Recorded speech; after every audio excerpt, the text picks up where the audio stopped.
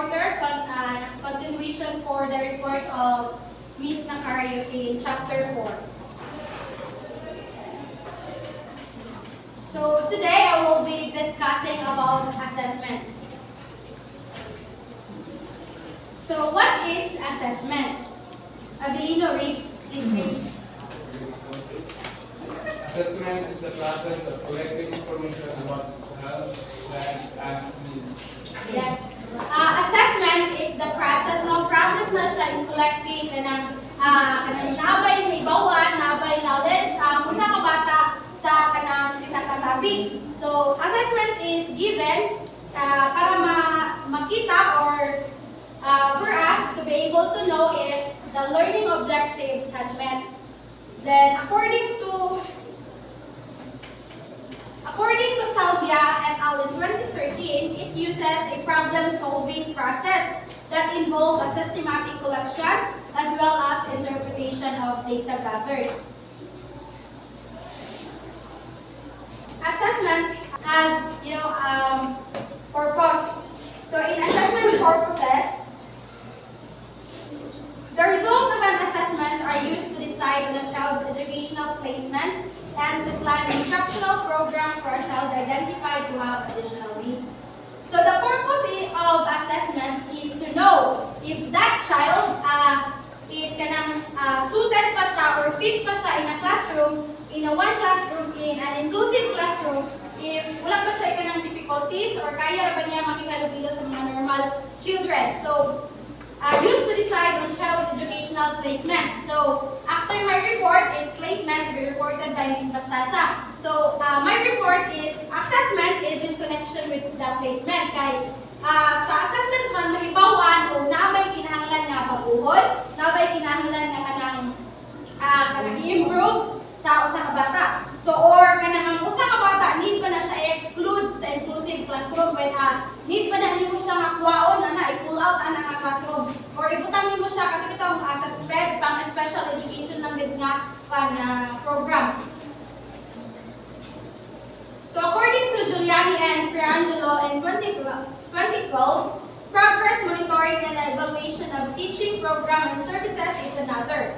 So the main purpose of which is to determine how effective programs are to assess the inclusive teacher and the special education teacher. So first, i-assess daw ang teacher. Kay ang una gid ang i-assess ang teacher, di ba? Kay para mas mahibawan jud nga kana siya nga teacher is effective na siya to teach in an inclusive classroom.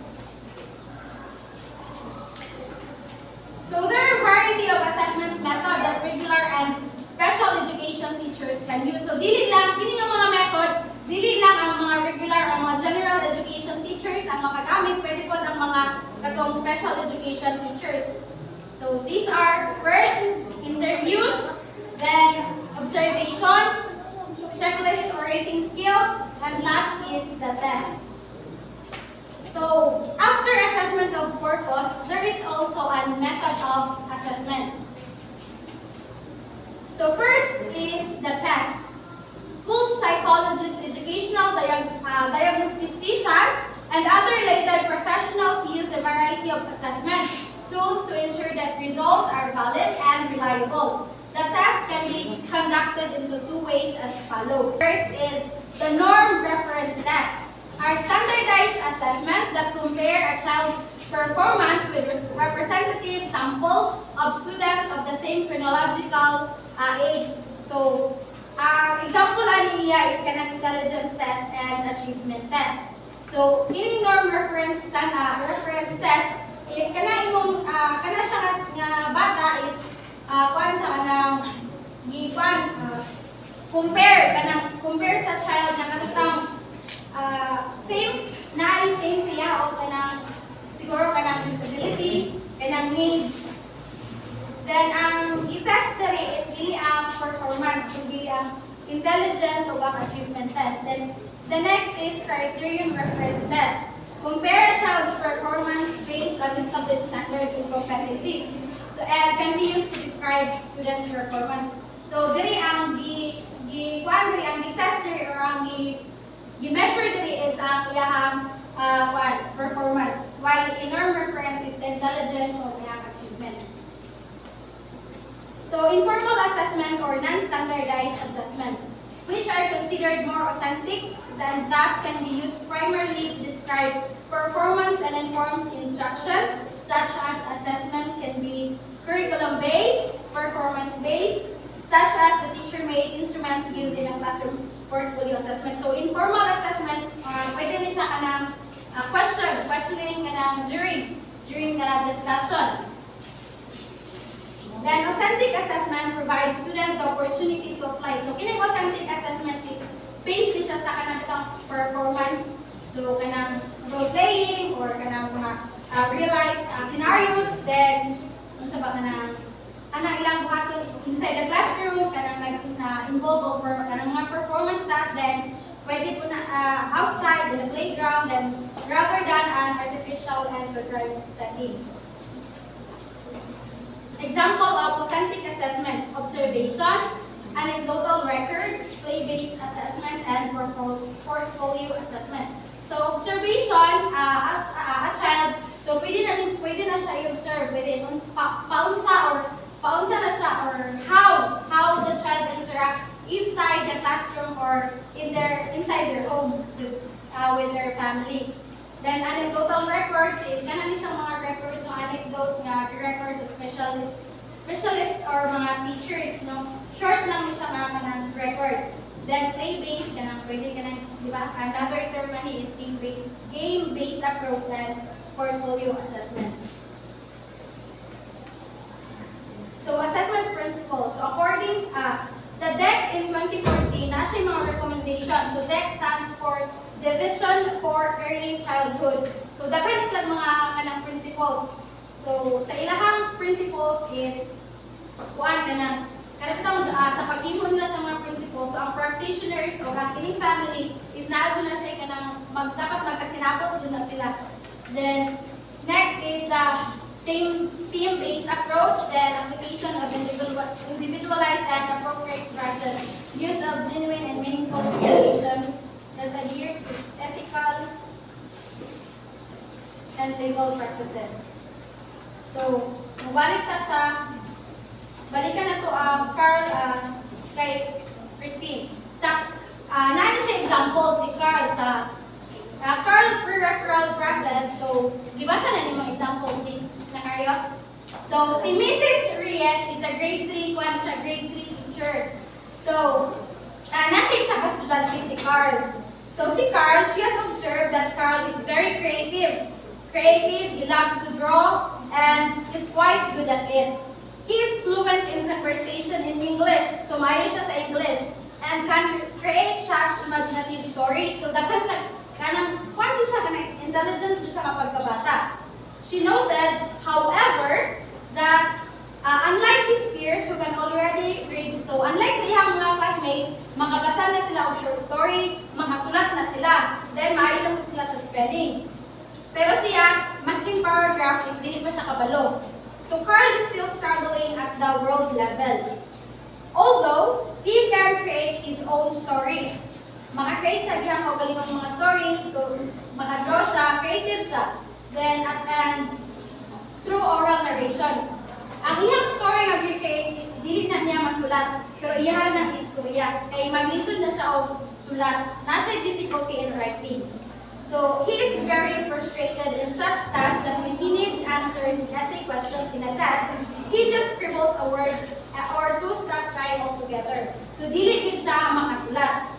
So, ang gibuhat ni Miss Reyes decide to refer Cal to the school guidance team to determine reasons to account for his difficulties.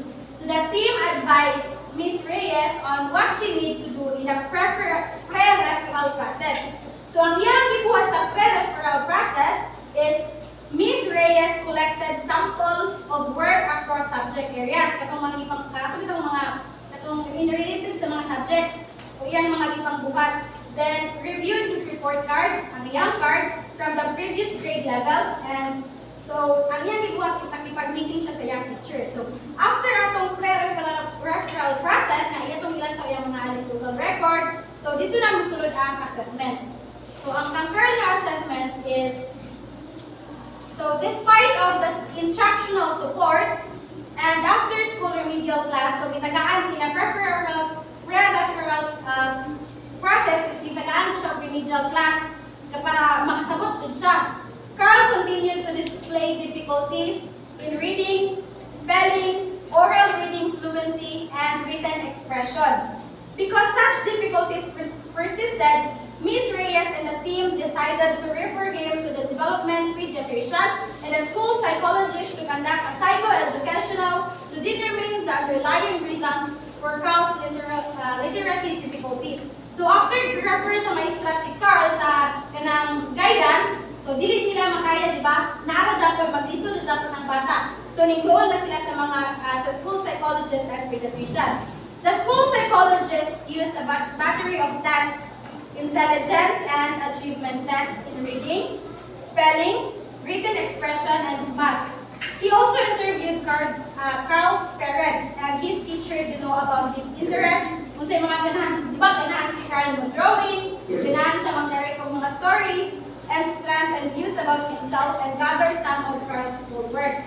So the psychologist then analyzed the result of eventually diagnosed. So diagnose niya si Carl of dyslexia. So dyslexia would be discussed in chapter 6.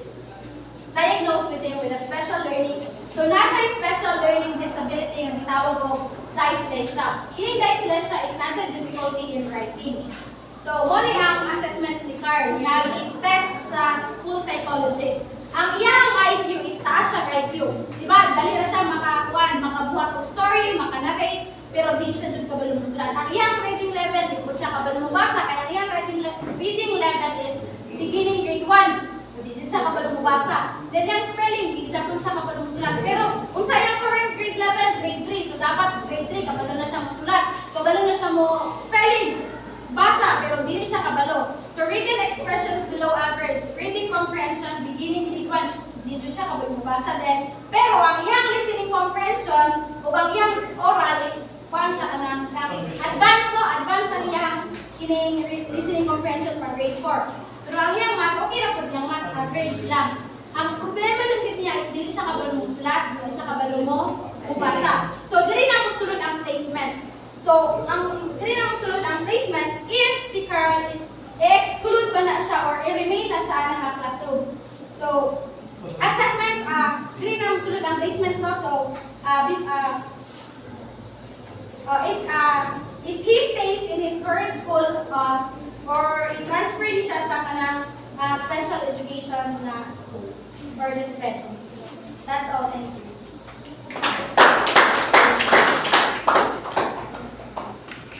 Questions? Sige, Ramses.